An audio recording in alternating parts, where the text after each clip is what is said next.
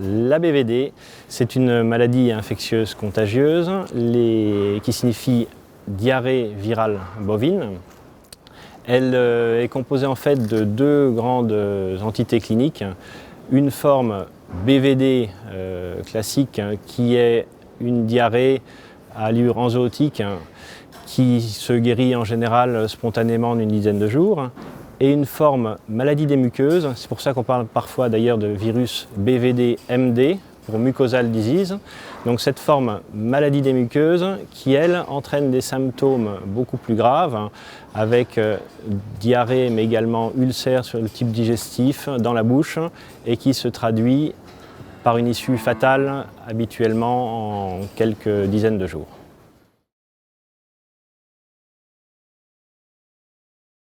Il y a différentes sécrétions qui peuvent être porteuses du virus, essentiellement les sécrétions nasales, c'est celles qui sont les plus souvent impliquées, mais on peut également avoir le sang, les urines, les selles, le sperme et la salive. Alors, les modes de contamination possibles sont les suivants. Le premier, le plus fréquent, c'est lors des introductions, lors des achats. On va rentrer un animal soit virémique transitoire, soit hippie, et cet animal-là va contaminer les animaux du cheptel qui vient d'acheter le bovin. Les autres modes de contamination possibles, ce sont les contaminations au pâturage, par des voisins de pâture qui vont être porteurs de la BVD, ou également lors de concours ou de marchés, de rassemblements d'animaux.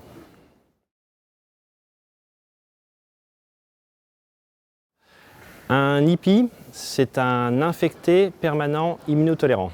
Donc, c'est un animal qui a été contaminé in utero, dans le ventre de sa mère, et qui va être tolérant au virus de la BVD. Il va être porteur et surtout excréteur du virus tout au long de sa vie. Donc c'est une véritable bombe à virus. Ce sont des animaux qui finissent généralement par mourir, mais avant leur mort, ils transmettent le virus de la BVD à tout leur environnement. Pour qu'un hippie se forme, il faut que cette contamination in utero ait lieu à un moment précis, c'est-à-dire entre le 30e et le 125e jour de gestation. C'est cette fenêtre-là qui est très importante à connaître et qui est vraiment la fenêtre critique au cours de laquelle, si une vache est contaminée, elle donnera naissance à un veau hippie. Un virémique transitoire, c'est un animal qui vient d'être contaminé par le virus de la BVD, qui va déclencher une petite diarrhée et qui en guérira spontanément, normalement en une dizaine de jours. Il va excréter le virus pendant à peu près un mois et puis ensuite il n'y aura plus d'excrétion virale, ce sera terminé. Donc ce sont des animaux qui sont également des animaux contaminants mais beaucoup moins dangereux que les hippies.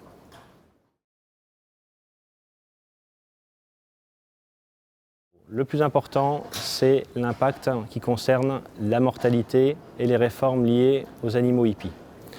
À côté de ces impacts-là, nous avons également des problèmes de fécondité liés au BVD, avec des problèmes de retour en chaleur, fertilité, des problèmes d'avortement embryonnaire précoce.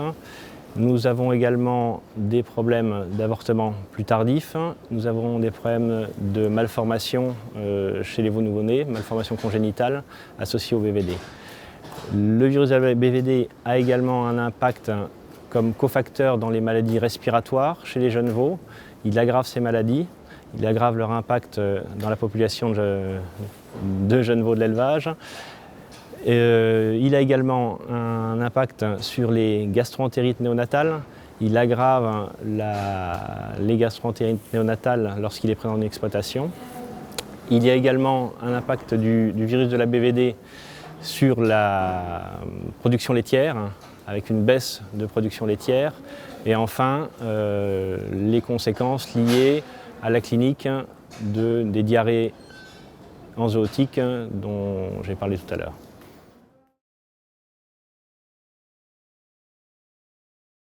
c'est la vaccination. C'est d'ailleurs la seule et unique solution. Donc elle consiste à vacciner les femelles avant la mise à la reproduction, de manière à ce qu'elles soient protégées au moment de la fenêtre critique, le 30e et le 125e jour. Ainsi, une vache correctement vaccinée ne pourra donner naissance à un veau hippie.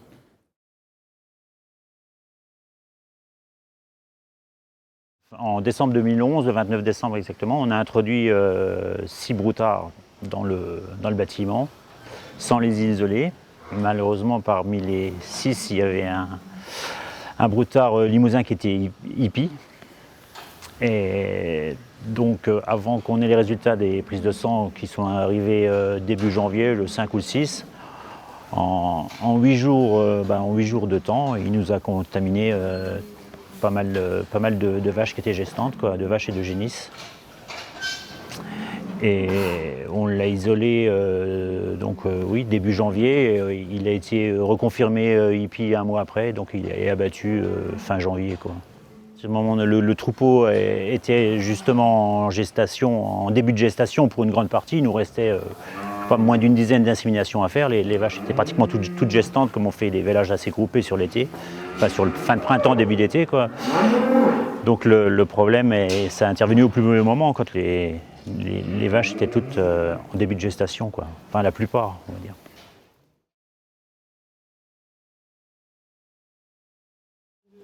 C'est-à-dire que en 2012, à partir de juillet, on a eu la naissance des veaux, quoi. Enfin, on en a eu avant, mais à partir de juillet, on a des veaux qui sont nés hippies.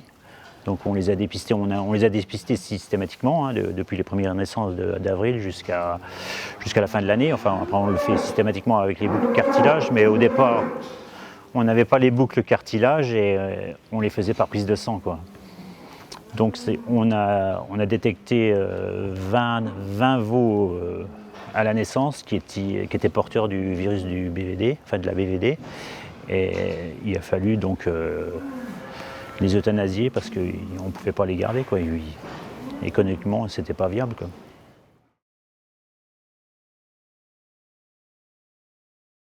On la connaissait parce qu'on faisait partie du réseau Sentinelle du GDDS. Et on dépistait tous les ans une dizaine de femelles, de jeunes femelles, pour voir s'il y avait circulation du virus dans l'étable.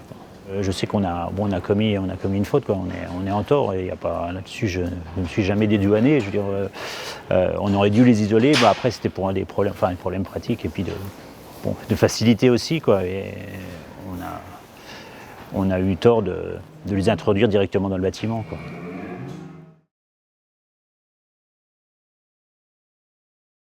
Donc les conséquences économiques, elles sont difficilement mesurables, mais elles sont importantes parce que c'est quand même l'avenir du troupeau qu'on a pâti, quoi. On a euthanasié, donc on se femelle. Les mâles, c'est moins grave parce que c'est qu'une valeur bouchère. Mais les femelles, c'est quand même une valeur d'avenir. Et financièrement,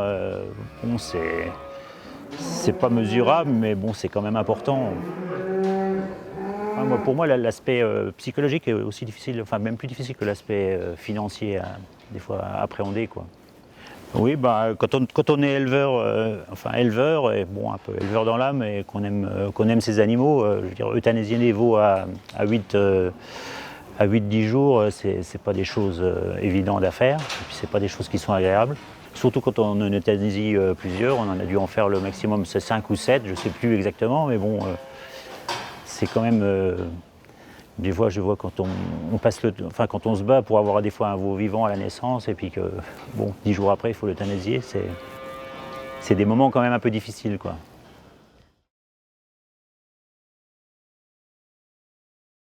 Oui, maintenant, je veux dire, on essaye de travailler beaucoup plus dans le préventif,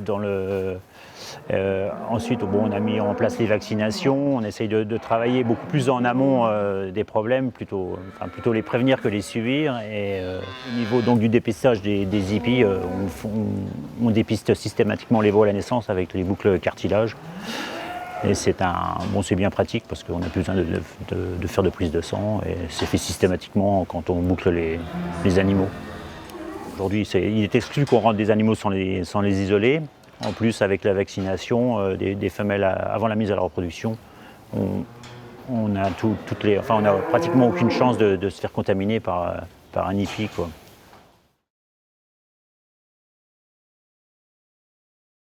Oui, grâce à tous les intervenants, on a pu mettre une stratégie en place et adapter la vaccination au régime un peu spécial de l'exploitation, de l'exploitation. C'est-à-dire que comme on est en vélage regroupé, on n'insémine que sur 6 mois de l'année, donc on avait suffisamment de temps de se retourner, de remettre en place la stratégie vaccinale pour la période suivante. Et grâce à ça, on a pu protéger le troupeau pour l'étape suivante, l'année suivante.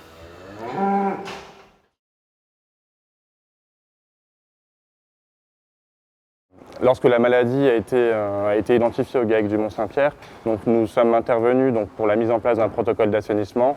La mise en place du protocole d'assainissement est basée sur 3 axes: la recherche des animaux hippies, la mise en place d'un schéma de vaccination et l'information au voisinage. Donc très vite chez M. Murato et M. Eloi, quand nous avons identifié la maladie, nous avons fait des analyses sur l'ensemble des animaux entre 0 et 36 mois pour s'assurer qu'il n'y avait pas de bovins hippies déjà existants dans l'exploitation. Puis nous avons mis en place avec le vétérinaire un schéma de vaccination et informé les 8 éleveurs qui étaient voisins de parc à ce moment-là de la situation, afin de les alerter et de les inciter à mettre en place des actions préventives. Donc ça pouvait être des doubles clôtures, mise en place d'un schéma de vaccination, réalisation de sentinelles, mais de ne surtout pas ignorer ce courrier, mettre la tête dans le sable et se dire qu'on verra bien. Puis nous avons dépisté tous les veaux de l'année suivante par biopsie auriculaire, donc par la pose d'une boucle de prélèvement. Et c'est là qu'on s'est aperçu que sur les animaux nés entre le mois d'août et le mois de septembre, enfin les animaux nés entre août et septembre, qu'on a découvert les fameux hippies, les 20 hippies qui avaient été contaminés par le broutard introduit.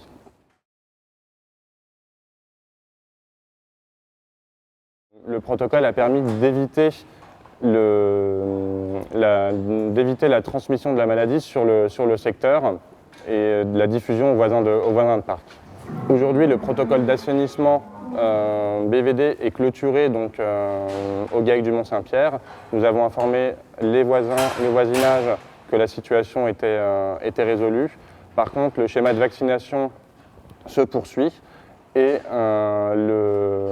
les prélèvements des veaux sont toujours effectués dans le cadre de l'action menée par les GDS du Grand Est, une action d'éradication de la maladie par la pose d'une boucle de prélèvement cartilage. Les GDS du Grand Est s'occupent de la BVD depuis plus de 20 ans par la mise en place des protocoles de lutte, mais au vu de la contagiosité de la maladie, depuis quelques années, les actions sont de plus en plus collectives et s'accélèrent. Donc les GDS tiennent à accentuer la mise en place d'actions collectives pour tendre à une éradication de la BVD. Donc ce qui passerait par une obligation. Donc c'est des choses qui sont en préparation dans un avenir assez proche. La boucle de prélèvement de cartilage permet aux éleveurs de détecter les veaux tout de suite après la naissance. C'est un moyen très efficace, très rapide, très simple et très fiable de généraliser le dépistage à tous les éleveurs.